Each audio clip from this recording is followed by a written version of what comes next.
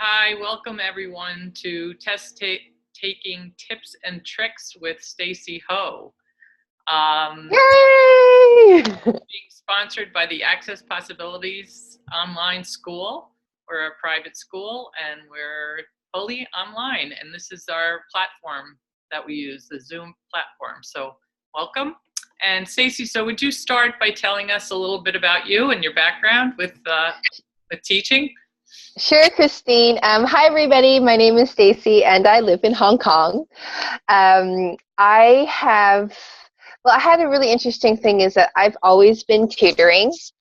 I've been tutoring ever since I've been in high school, tutoring my brother and sister with their homework, and also to make, it's kind of like instead of being a babysitter, I was a tutor to make pocket money, and I tutored throughout university as well. Um, I'm not a teacher.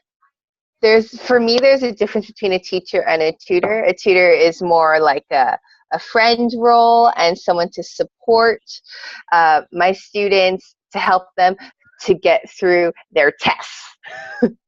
And so that's why I'm really excited to do this kind of online class today with the Access Possibility School about test taking tips and also tips on studying. For me, I became a career in tutoring, started in 2010, and it just kind of fell in my lap. I started off teaching SAT at Princeton Review, and then I expanded to teach economics, business, math, accounting for high school students in Hong Kong, and I've been doing that the past 6 years. So that's kind of my background. My background is in business and in management. That was my next question. Yeah. Okay. My background is in business and management. And so I do teach topics like economics and business. And over the past 6 years, I've also helped my students with university applications. Cool. Yeah. So shall we jump right into it? So tell us about some of your tips and tricks that you share with your tutoring students. Okay, great. So there's a few things that when there's tests, when sometimes I get that we kind of panic a lot about the importance of tests and the significance of tests. So one thing I definitely ask my students to do is, before they kind of get into their panic mode, is to ask their teacher for their course syllabus. So usually what teachers do, in my experience with Hong Kong teachers, is that in the beginning of the year, they'll hand out like an outline of what the class is going to be like. And sometimes there's even a schedule of when the tests will be and what chapters are going to cover this month, what would be the test dates. And then at the end of the course, inside the course syllabus, there's usually a percentage breakdown of like the the midterm test is 30%, the final test is 40%, attendance is 10%, group projects, and stuff like that. Do you have that in America too? We do have that, yes. Yeah. And what's really interesting is that sometimes the quizzes are like 10% or even 5%. And guess what? There's a quiz every week. And often when it comes to tests, well, with my students, I've taught over 100 students the past 6 years. They're always like stressing out and telling me, oh my God, I have to really study for this quiz. And then I'd ask them, what does having the syllabus, what does that do? What does that do? Yeah, awesome. So the syllabus does a few things. About the quizzes, you can calculate how much each quiz would contribute to your overall grade. Okay. So for example, if the syllabus has 5% of your total grade comes up from quizzes, and you have 40 quizzes in a year, you're looking at one quiz being worth less than 0.1% of your overall grade. So you And put it in perspective for them. I would put it in perspective for you guys, because sometimes we get overwhelmed with, oh my goodness, I have to study this huge chapter for the quiz on Thursday. And sometimes it's like, sometimes a chapter is more than 10 pages, more than 20 pages. And it's really not worth losing sleep over. At the same time, if there are, the quizzes are worth 20% and there are 5 quizzes every year, then it's something to look at. Mm-hmm. So that's one part of just putting things in perspective of how much is this test actually worth with regards to your grade. So, and you use the word overwhelm. So, and yeah. learned through the tools of access that overwhelm is often you don't have enough information. So what you're doing is having them look at the truth and having all the information instead of the syllabus with all these numbers on it, and then you break it down, and then we break it down and then we look at it. Because often things are not as bad as they appear to be, or not as as they appear to be. You have to really also ask the questions like, let's just talk about the syllabus. How about that? Like, why do teachers make syllabuses? Or how can we use the syllabus to our advantage? Okay, so when you have a syllabus, I use the syllabus fully to revise for exams and tests, because they have learning outcomes.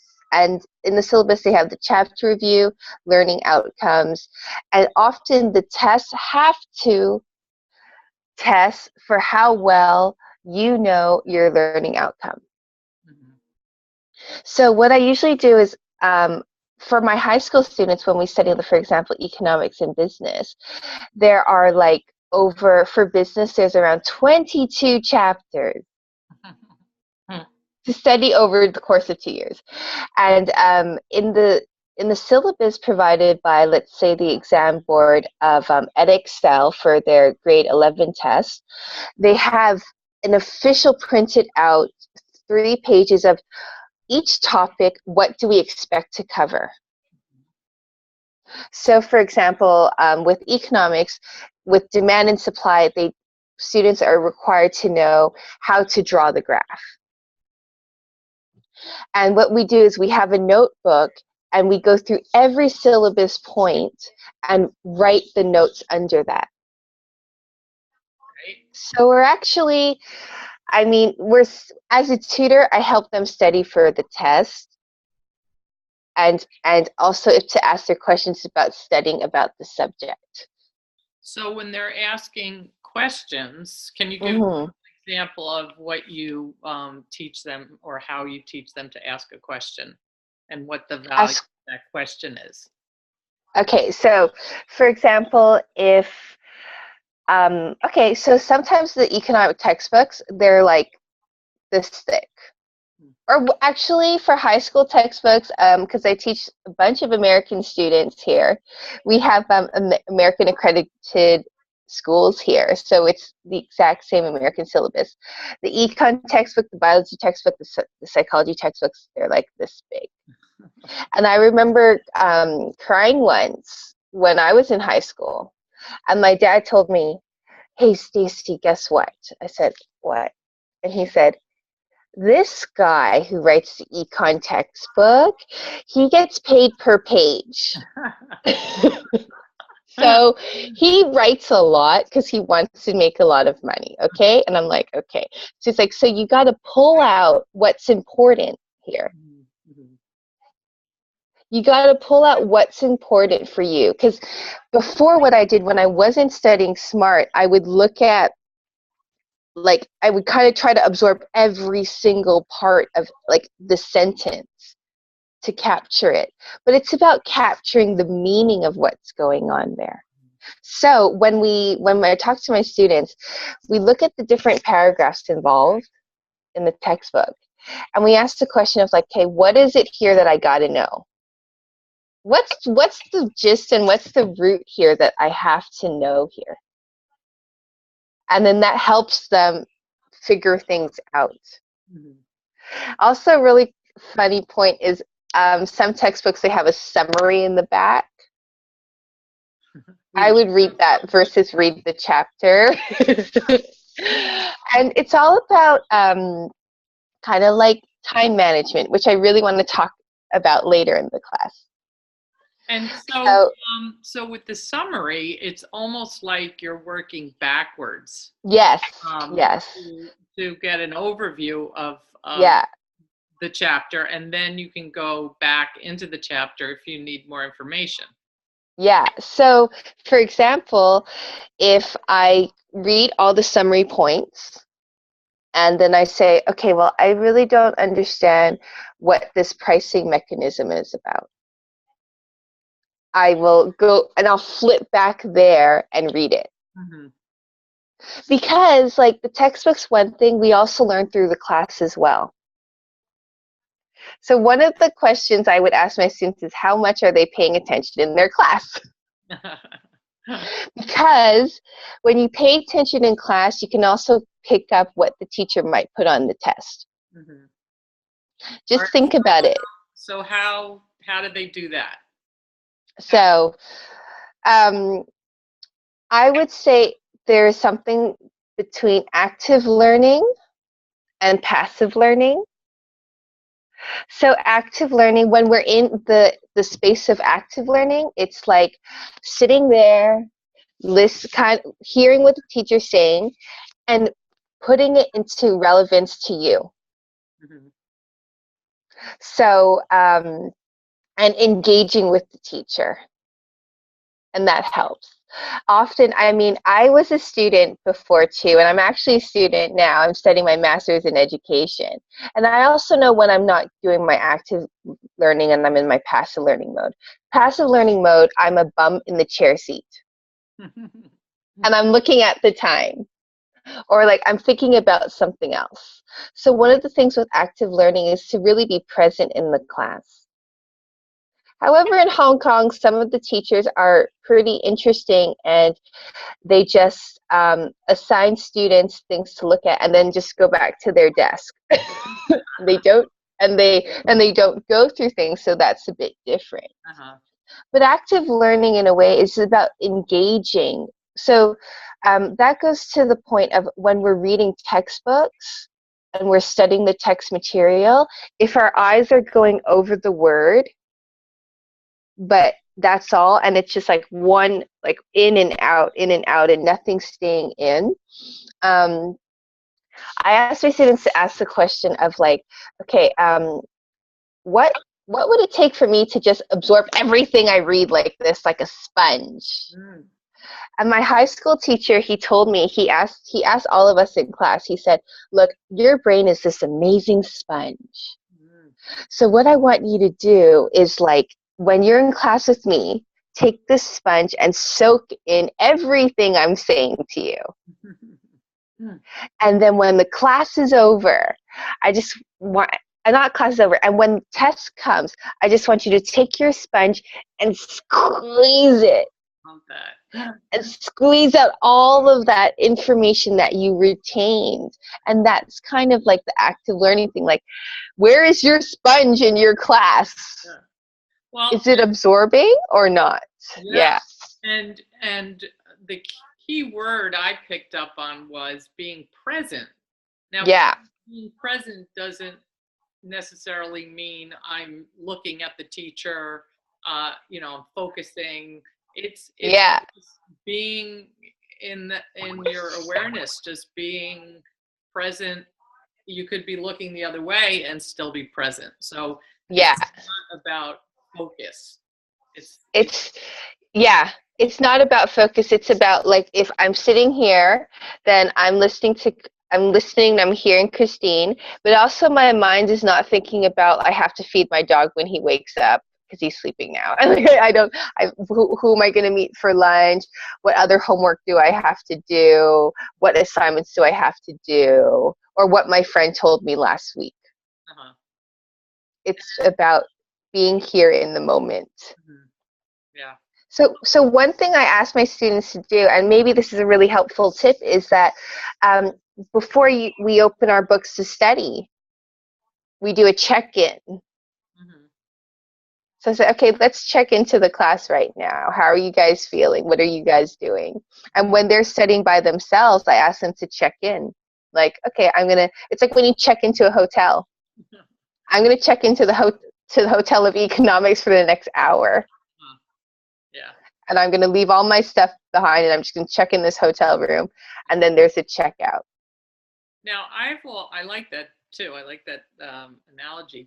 I've also noticed that there are kids who their being present looks very different Okay. and it looks like they're not paying attention. They Mm-hmm. somewhere else. That I've even had kids who are chatting with each other, Mm-hmm. and they're totally present with what's going on. Because I had a couple of boys in class once, and just knowing them, I had this feeling that even though that they were chatting while I had a student teacher teaching, that they were picking up everything. So I pulled them aside after the teacher gave the instructions. And even though they were chatting, they told me everything that he said. So wow, they're amazing. they are amazing. And I also experienced with my own son, teachers telling me, I don't know how he does so well on the test because he always looks like he's not paying attention. Yeah. So being present can look different than. Oh, totally. And I apologize if I implied that it looks one way. The thing is that as everyone knows what is best for them. Mm-hmm.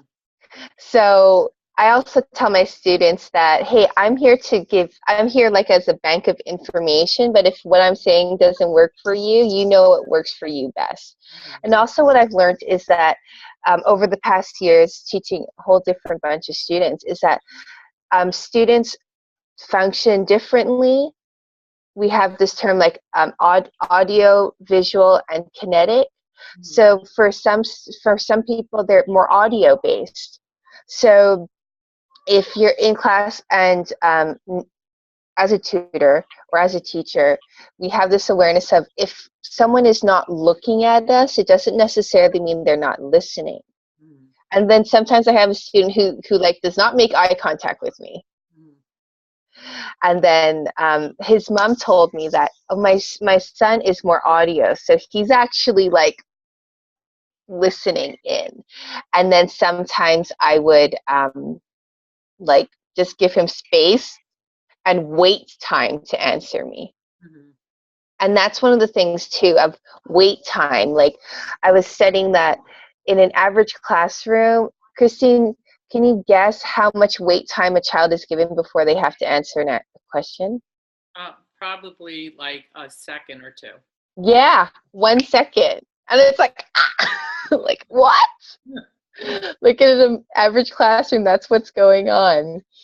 Visual is, so if you're a visual learner, then I would suggest use different color pens, mm-hmm. make graphs, make bubbles as a way to visualize what's going on with this concept that you're learning.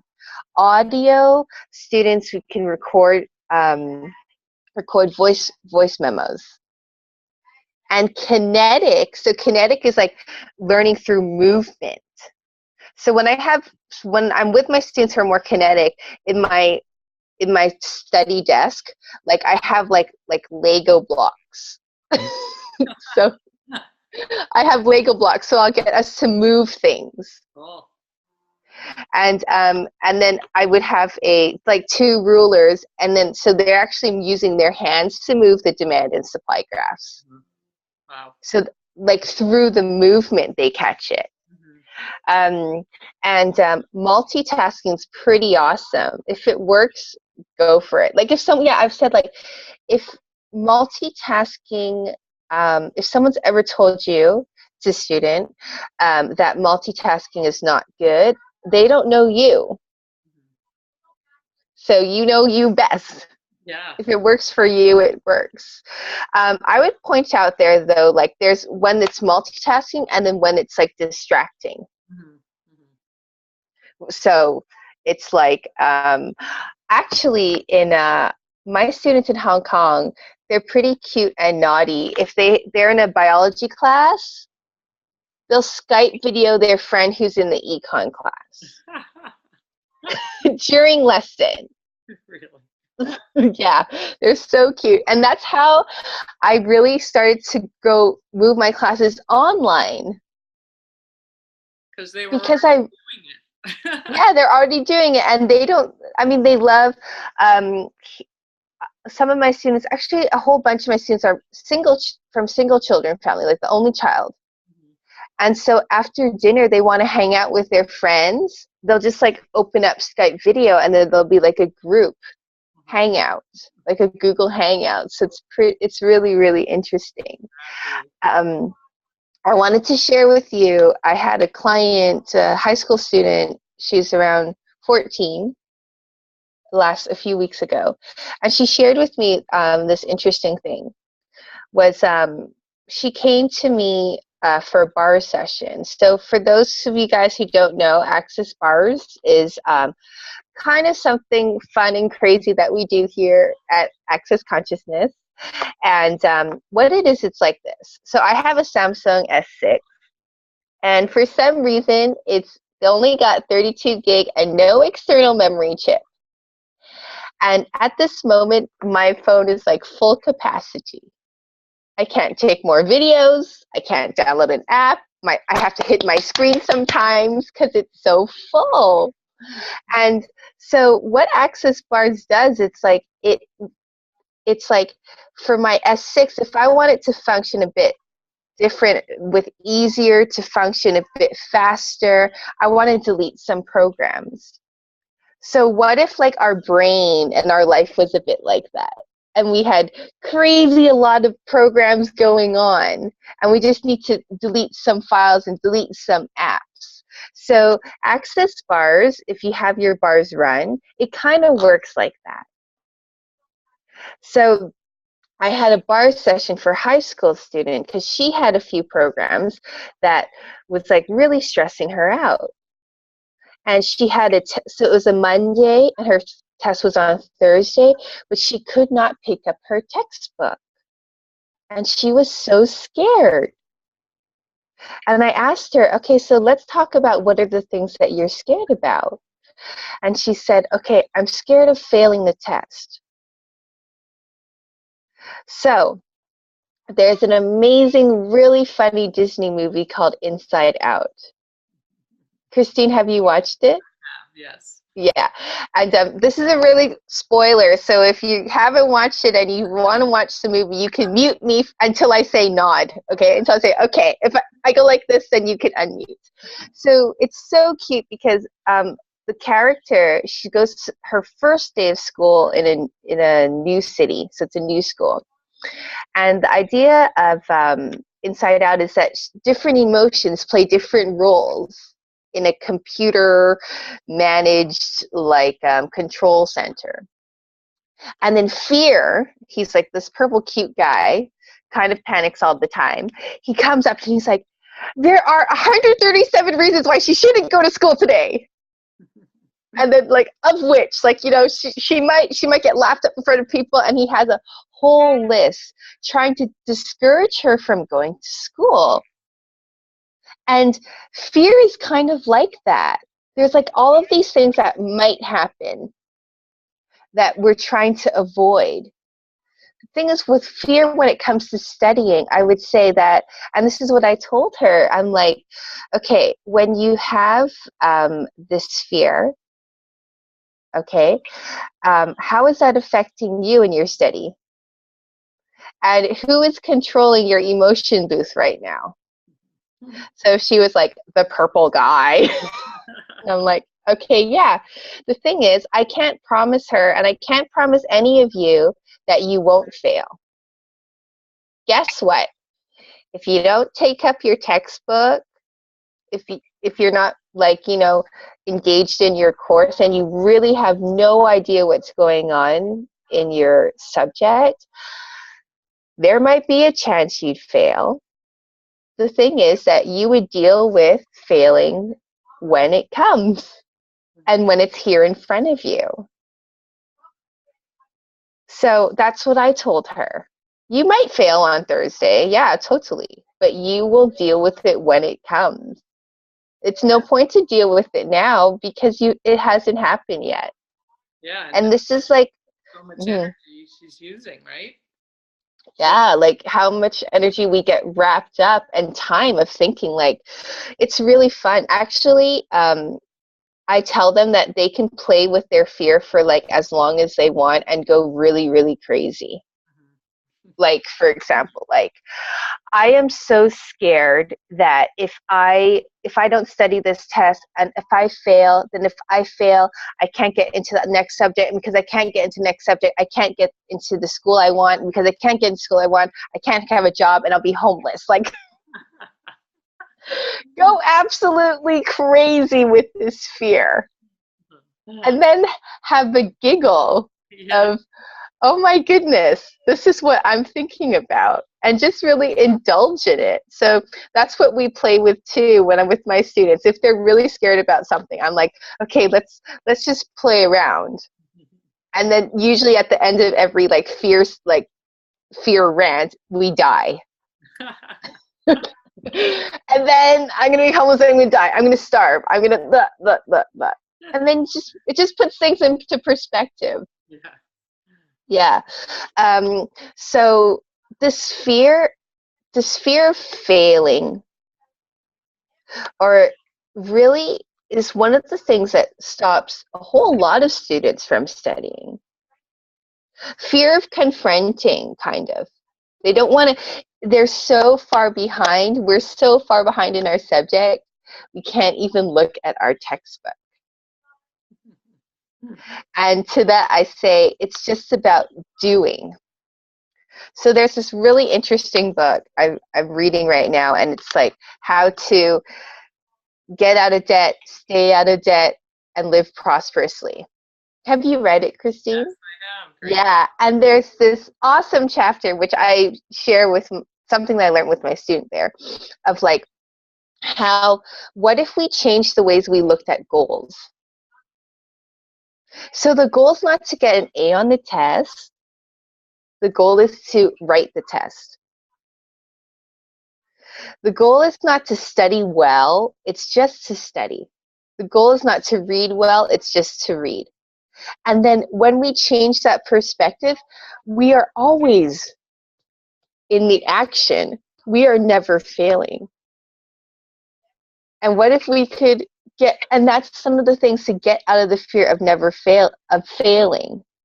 Fear of failing. Because, well, worst case scenario, you fail, you just repeat another year and make new friends in the new group. And that is such something that I just see so prominent with kids now, is that fear of failing or not wanting to be wrong. So I'll choose to do nothing because that's better than being wrong. All right, I'll choose not to answer a question because yeah, totally. Guess what? I have a feeling that a lot of us want to ask so many questions, but we don't want to look like a complete idiot. So there's no such thing as stupid questions, just stupid people who don't ask questions. And like, sometimes when you ask a question in class, you're actually asking for somebody else. And maybe that can help everyone. And as a teacher or as a tutor, and sometimes I have classes too, so I'm a teacher, I really do welcome questions. And it's like asking a question is not a wrongness, and there's also, it's not right either. It's just a question. Is it right? Is it wrong? It's just a question. Um, you don't sound, I think there's, okay, let's play a few things, Christine. Why would we avoid asking a question in class? Because we don't want to make it appear like we don't know. Yeah, okay. We don't want to appear we don't know. I would add something like we don't want to be made fun of. Mm-hmm. We don't want to. We don't want to be wrong. We don't want to be wrong. We don't want to be made stupid. And how is it with the access possibility online classes with students? How are teachers like with that? With questions? Yeah, yeah. Well, it's, in the beginning, there are some kids that wouldn't ask questions, and it's real, or wouldn't even talk in the beginning. Yeah, yeah. And it's really just them. It's that space of allowance where they sense Yes. there's no judgment. Yes. They're right or they're wrong, or they have to do something different. It's just that space of, okay, you're being whoever you are right now. Yeah. He puts himself on, stops their video and they're hiding in the background.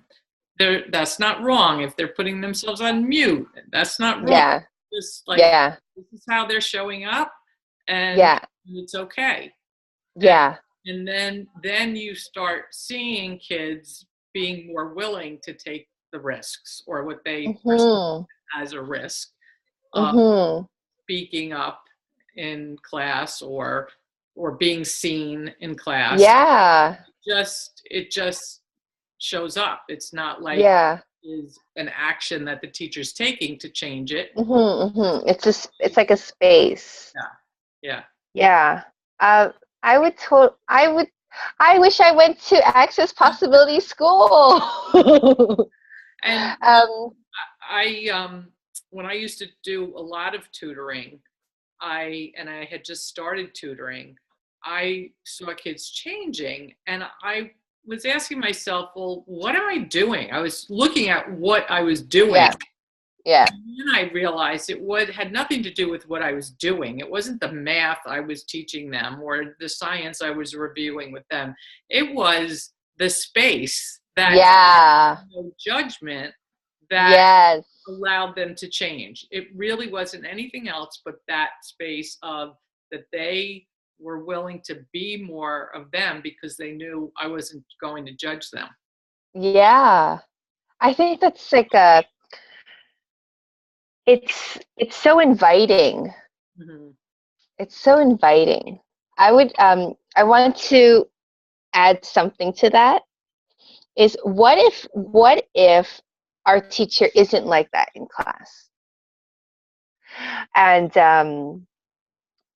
I would say, could you be, if I'm talking to some student now, could you be that space for yourself?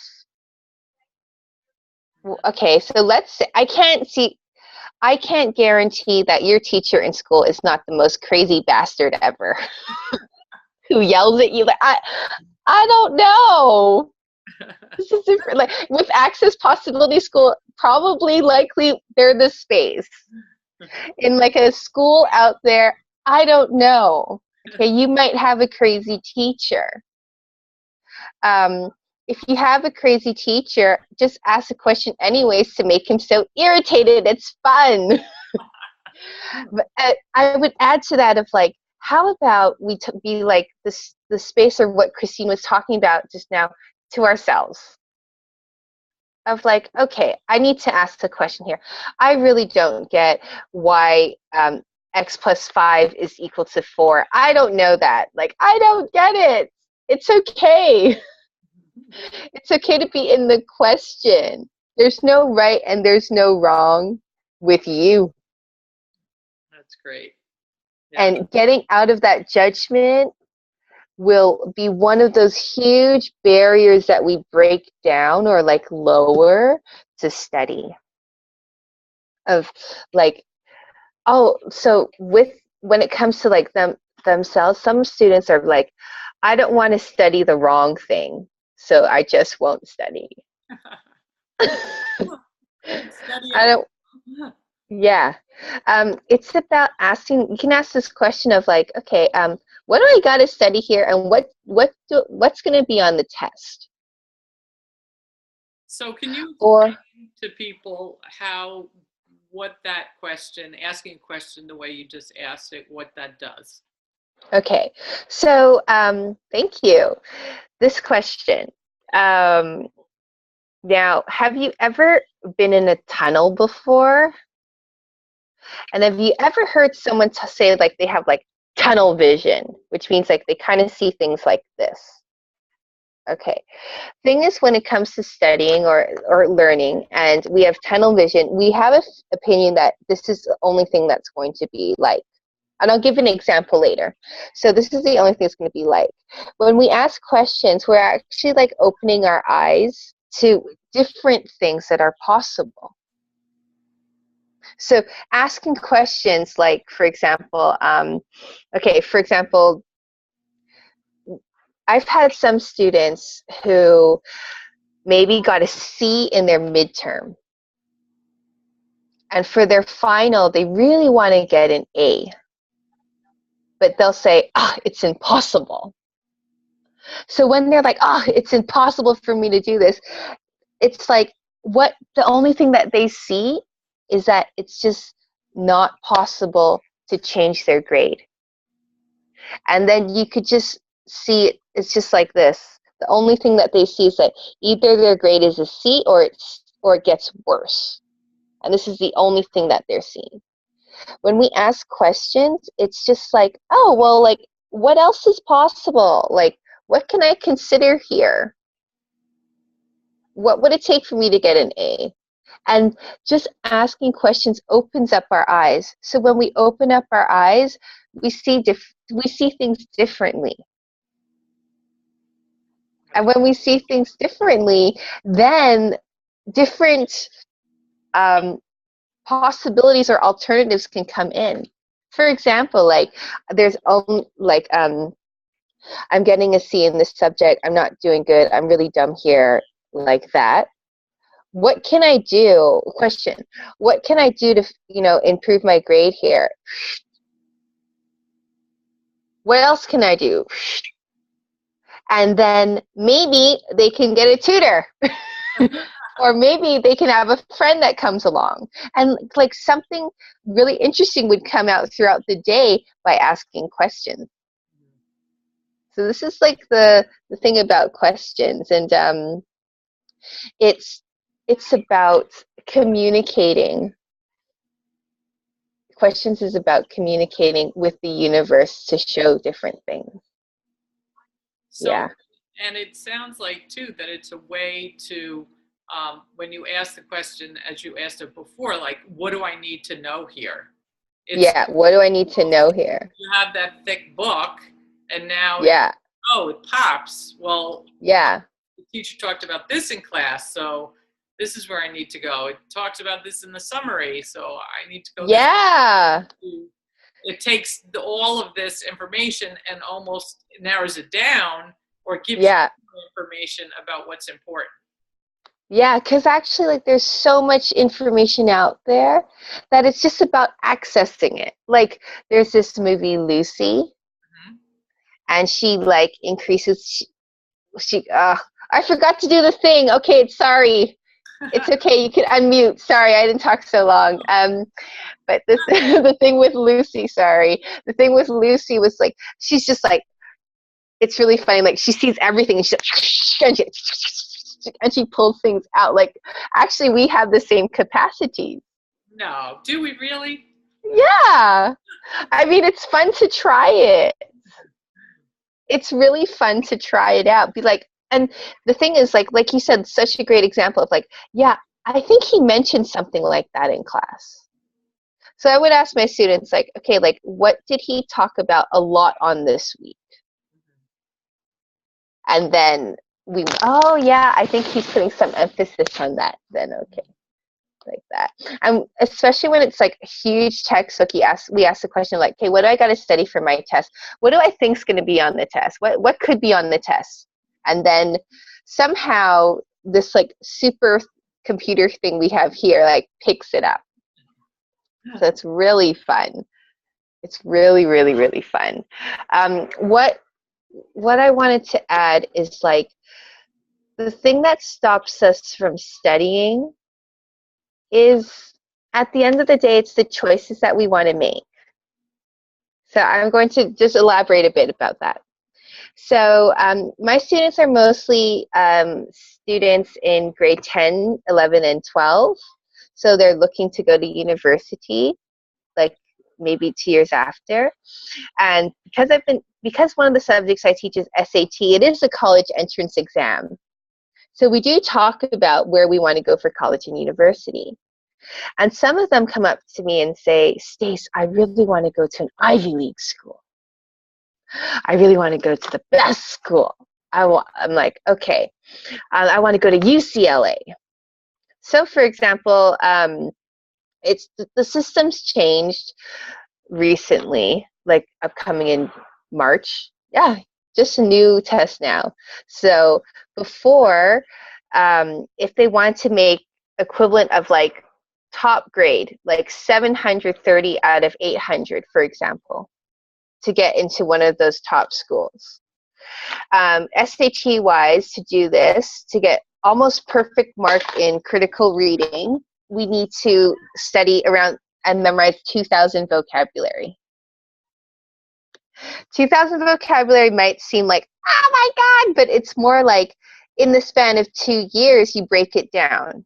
So 2 years is 1,000 words a year. 1,000 words divided by 50 weeks is 20 words a week. That's how I can do it.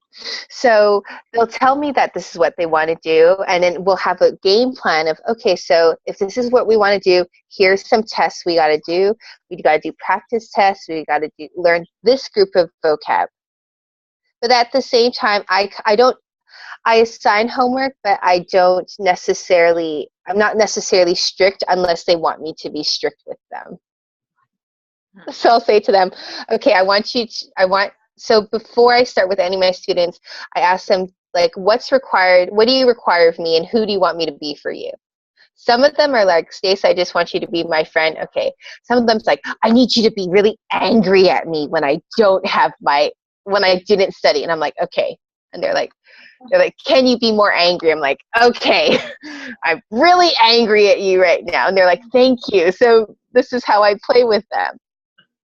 So they'll come to me the next week and then they'll say, I'm like, okay, well, have you studied your words yet? Oh, no, sorry. I was so busy with this biology test and this chem test and this physics test, and I didn't have time to study. I'm so overwhelmed. I can't make time. I don't have time. And then I said, okay, that's fine. Don't worry about it. But you got to know is like having the desire to go to this Ivy League school and making choices to getting there are completely different things.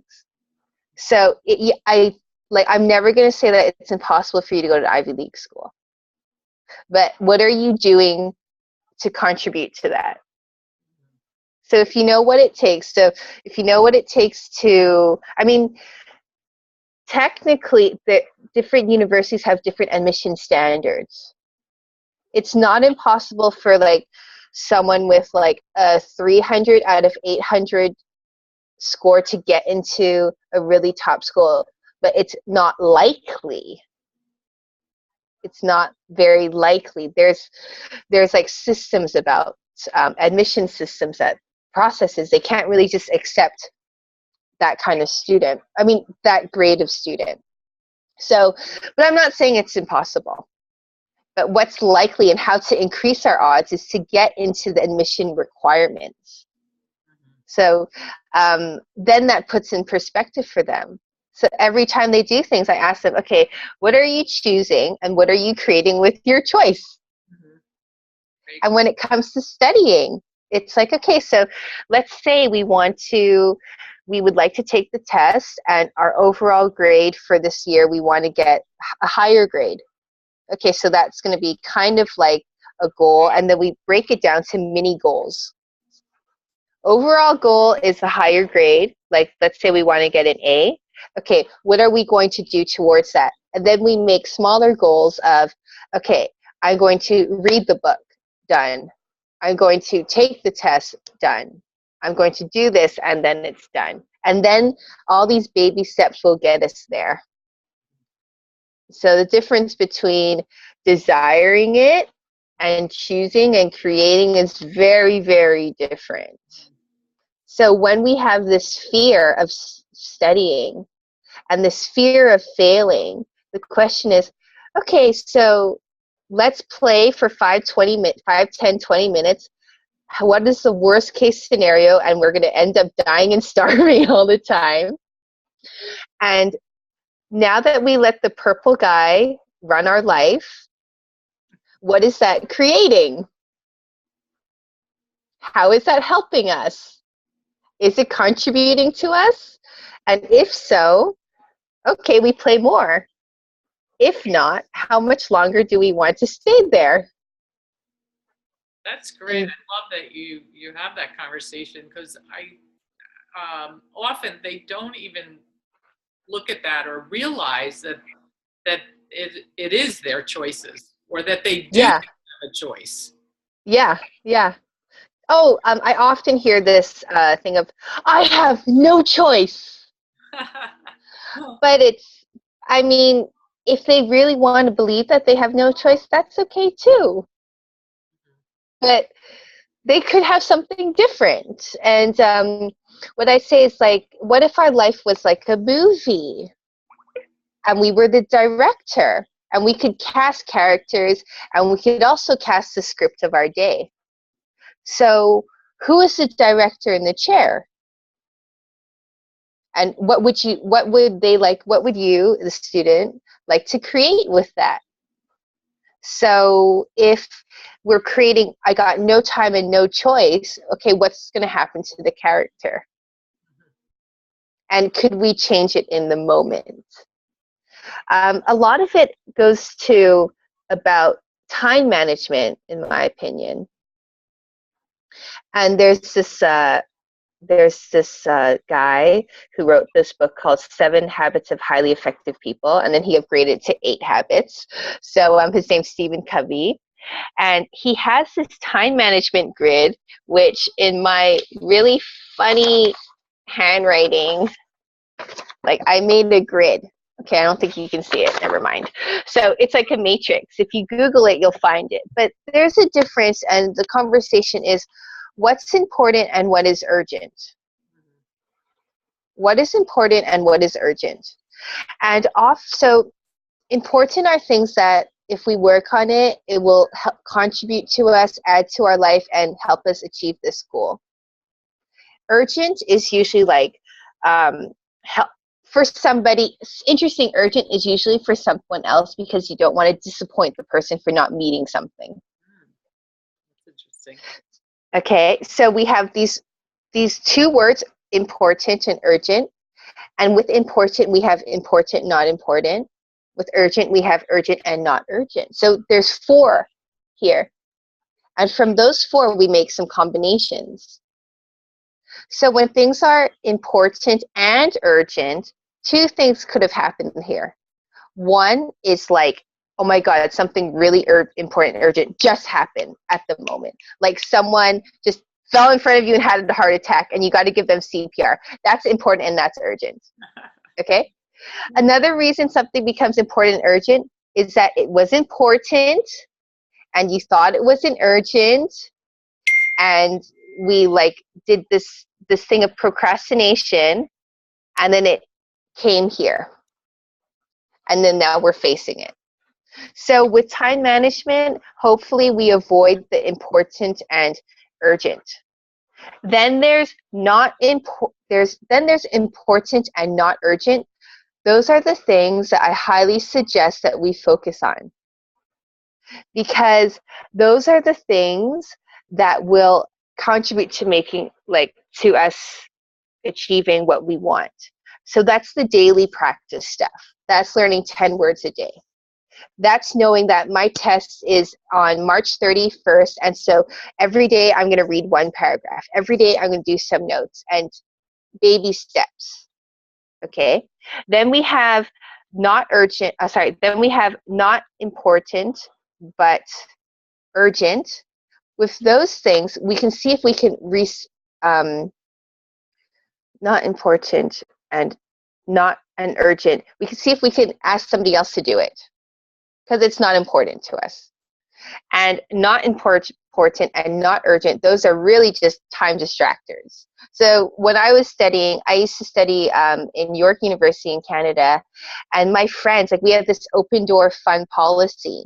And then friends would just, like, I'm studying, but then my friends would come in and tell me about her day, and I would drop everything and listen to her. And, like, it's fun, but it's not important and not urgent at the moment. And what was important but not urgent was my consistent studying. So it was having this time management that, or this awareness of what time management is like, that we're able to kind of like reduce our time stressors. The time stressors this is what overwhelms a lot of us, I would say, when it comes to studying. Yeah. And the time stressors. So is that students who put things off? Do you have kids who function better when they put things off and have more of the pressure to get it done? Do you ever find? Oh yeah, for sure. Guess what? I studied 5 chapters last night and I got a B. It's like, and there's a thrill in it. Mm-hmm. There's a thrill in doing last minute. I mean, my brother, I love him so much. And in his university, there was this one time we had a finance test and it was tomorrow, and we had to go through 18 chapters together in one night, and we didn't sleep. And the next, a few months later, when we got his score, he had a huge smile on his face, and he got a B over one night cramming intensive with me. Uh-huh. And he was like, "That was amazing." And I'm like, "Yeah, but how much stress were we under?" So, like, if there's yes, there's a thrill in it, but it's maybe not worth the stress. Mm-hmm. Mm-hmm. And could you challenge yourself in other ways? Yeah. I haven't, I've been doing that with my taxes. I'm having my taxes done on Thursday, and I keep my organization, and it's like, all right, so I put all this energy into, I have to do it, instead of just doing it and having fun. Or deciding that I'm going to do it last minute, one or the other. There's something fun in doing things last minute, because when we're in the zone, it's like something that we might think would take us like 12 days, we could do it in 2 hours. So the thing is, like, when it comes to studying, why not we just for fun engage in the zone before the test and not last minute? So we could even like pretend, like, okay, let's just pretend the test is tomorrow and we're in panic mode now, and maybe that could help too. I think overall, when it comes to studying smart and test taking, I would summarize it of, like, guess what? You as a student have complete control, complete choice here. And you as a student can create whatever you want. So as a tutor, I really respect everyone's choice. They don't want to study, fine. They want to panic, fine. It's more about this invitation of what else is possible for us? What else is possible for you if we did things differently? And I think I would kind of wrap up this in one thing, is like, what action can we take? This is my theme of March, and every every day I start with this question of, what action can I take today that would change things? Or what action can I take today that would, you know, make me money right away? So I guess the students would be like, what action can I take today to, you know, make this more fun, make me study easier, make this course easier right away? So it's about action, and it's about doing something different. So if we've got an F before in a subject because we didn't study, if we continue not to study, guess what? Likely we might still get the F. But if we choose different, so it means like, okay, last time I made it last minute. This time I'm going to study 2 weeks before the exam or 3 weeks before the exam.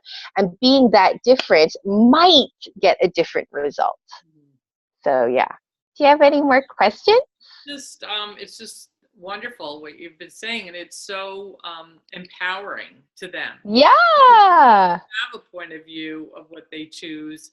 And here are some tools, here are some tips to empower you to make the changes or to create whatever it is you want to create. So yeah. Get better than that. How's it get better than that? Before we end, I'd like to just tell people about what's coming up. Next week, Stacy has 2 classes that she's going to be starting. One is AP Macroeconomics Review. Yeah. And the other is AP Microeconomics Review. So they're both 4-week classes, 2 classes per week, and they finish up right before the AP test. Yeah. And and to register, you can go to accesspossibilitiesschool.com and then search under our extracurricular programs for children. Yay! Those are listed there. So yay! Yeah, how cool is that? How cool is that? This has been terrific, Stacy. I appreciate you coming on, and yay! Thank you for having me. You're welcome. It's been so fun. It has been fun. And thank you, everyone, for watching in the future. Yeah. And who else this can reach to assist them with their test taking. Very cool. Yay! Very cool. Thank you, Stacey. Thank you, Christine. Bye. Take care. See you soon. Bye. Bye.